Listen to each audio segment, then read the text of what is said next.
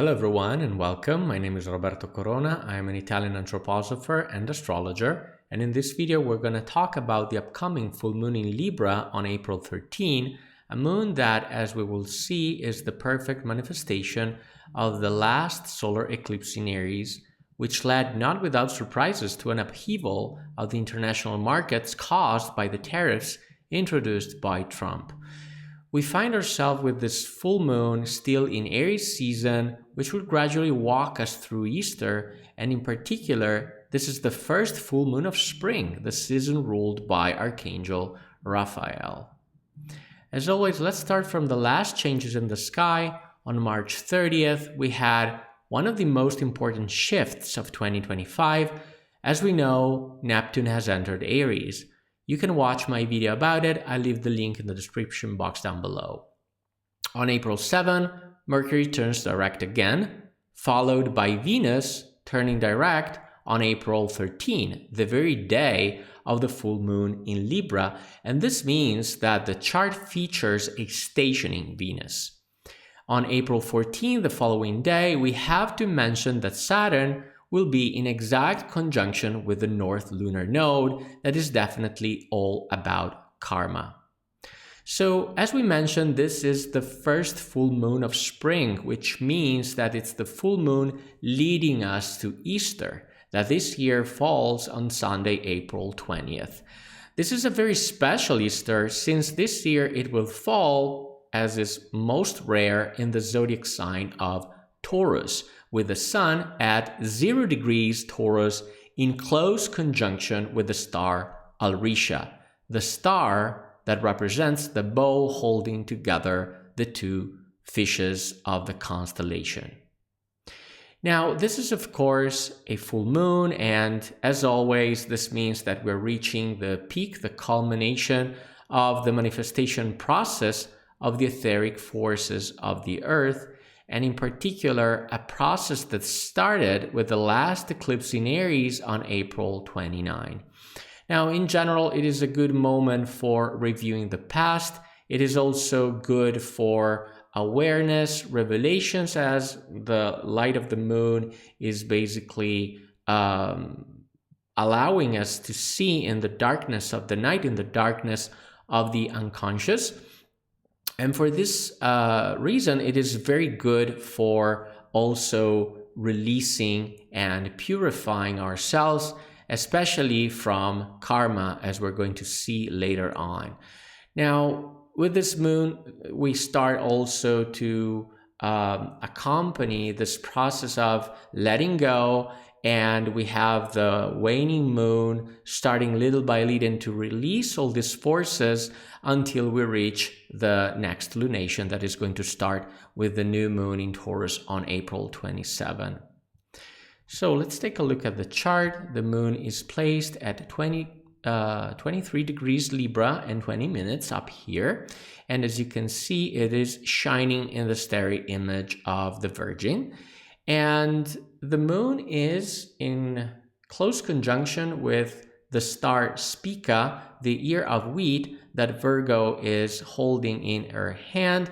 It is a very benefic star. As you can see, the moon is basically on one of the Virgin's hands, right?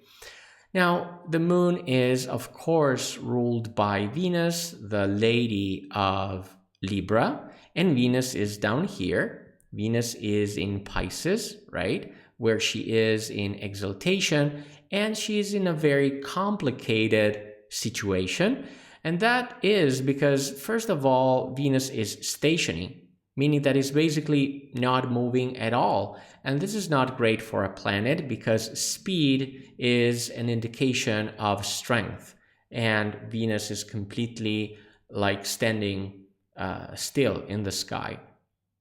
On top of that, Venus is conjoining both Saturn and the lunar node, and it is also making a trine with Mars in Cancer here. As you can see, Mars is in the last degrees of Cancer.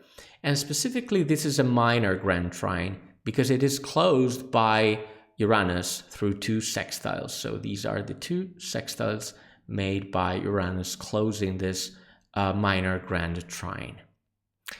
Now, all these planets in Pisces down here, busy sign, right? They are very close to each other, creating a powerful stellium that gives the chart a predominance of water element, which represents drama and instability that is going to seek refuge in the opposite sign of Virgo.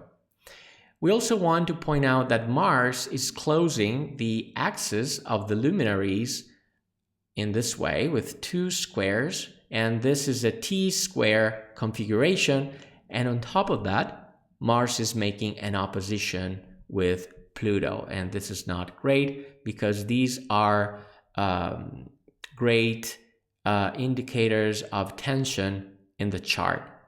On the positive, we have the influence of Jupiter. Jupiter is here in Gemini, and it is closing, again, the axis of the luminaries, but this time with a so-called Thales triangle. Now, a Thales triangle is created by a planet closing an opposition on the one hand with a trine and on the other with a sextile, which of course are good aspects.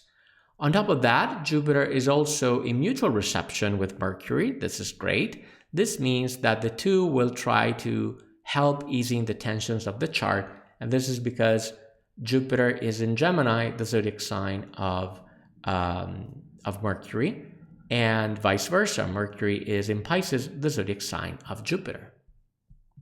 So let's tackle the meanings of the chart, as always starting from the physical meanings. As we said, the full moon in Libra brings to manifestation the effect of the eclipse, and does so by taking countermeasures related to justice issues, a signification that, of course, Libra holds quite dearly, justice, right? So Venus, she is the lady of the full moon in Libra. Again, she is in Pisces, in exaltation, so she will do what she can, definitely, to fix the damage done by the eclipse, especially the dynamics activated by karma, since Venus is in conjunction with Saturn, and Saturn, as we know, is the lord of karma, and Venus is also in conjunction with the North Node, one of the karma release points, so karma is big in this chart. In doing so, Venus will confront directly the struggle between Saturn and Neptune. On the one hand, we know that Saturn is trying to building up these walls, erecting boundaries, and so on, and on the other, Neptune is trying to dissolve them. So again, you can watch my dedicated video about it. Venus, as she always does, is trying to find a middle ground here between the two, a point of balance between these opposites, but she is stationary. She's not moving, right? And this means that it is as if she is basically paralyzed by indecision, and that is a typical Venusian issue, being paralyzed by indecision. She's not moving. Now, the eclipses maybe have acted quickly, too quickly, and Venus has yet to organize and to respond to them. But the strategy, however, here is quite clear because of this minor grand trine with Mars in Cancer. And as we know, Mars in Cancer is all about protection. So the strategy is going to be protection and countermeasures that has to be taken quickly, since Uranus in Taurus, which again is ruled by Venus, because Venus, she is also the lady of Taurus. Now Uranus is closing the trine between Venus and Mars, giving an extra oomph in terms of speed, of haste. So Venus, she doesn't know what to do yet, but she knows that she has to act quickly. Now, coming to the tariffs, because we are dealing with the physical signification of the chart. Now, tariffs are clearly indicated by the Thales triangle of Jupiter in Gemini. Why is that? Because Gemini is the zodiac sign of the markets. So Mercury and Jupiter, because as I mentioned, they are in mutual reception, they are working together to quickly find a solution to bring the Libra balance and the Cancer protection back. Now, the solution in the chart is actually promised by the star Spica. Spica, by the way, is a beautiful star. It is a binary star, so it appears basically in the sky as two stars.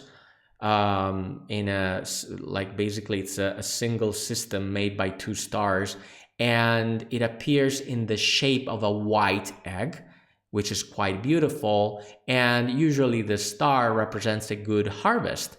So in short, Spica promises a harvest of some kind, but it will not be easy to get it, and this is because Mars is making a T-square with luminaries and also an opposition with Pluto. And this opposition, well, this can definitely represent the beginning of a major protest movement caused by the cost of living because of the tariffs, of course. In fact, we also want to remember that we have this year the upcoming trine between Uranus and Pluto is expected between July and November of 2025, which is all about revolution, protests, riots, and so on. And this can definitely be a beginning of this movement. So from a psychological perspective, the full moon in Libra is all about relationships, of course, but especially karmic relationships.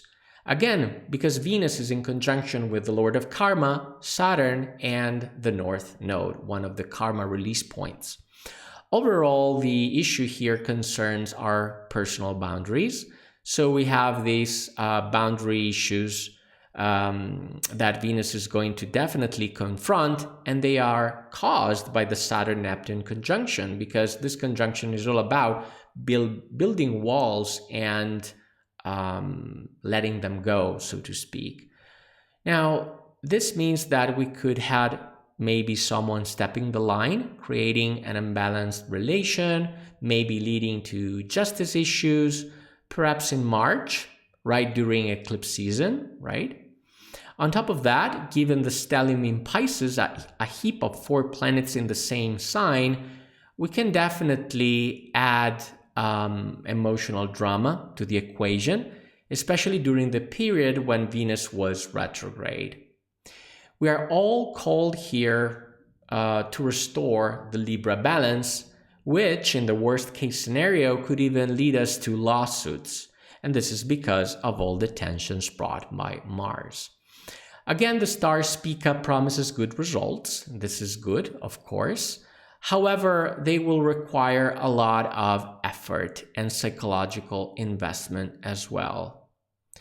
Finally, as we had indicated in the video of Saturn in Pisces, this transit may be related to legal issues involving art and especially the AI issue. In fact, under this moon, there may be legal countermeasures to plagiarism by AI-generated content, and prominent among them these days is the case of the Ghibli studio, whose style has been plagiarized by ChatGPT. So from the spiritual standpoint, the moon is conjoining the star Spica, the ear of wheat of the Virgin. Now, in astrology, the constellation of the Virgin represents us, human beings, and the relationship that we have with the Trinitarian principle of the Father and its law, which is the law of karma, represented by the opposite Pisces. Now, the Virgin here is inviting us to dissolve the forces of karma by putting ourselves at their service in such a way that karma itself can be fulfilled, but in the best way possible. And given the great influence of Venus in the chart, we are shown the forces of love to fulfill this karma.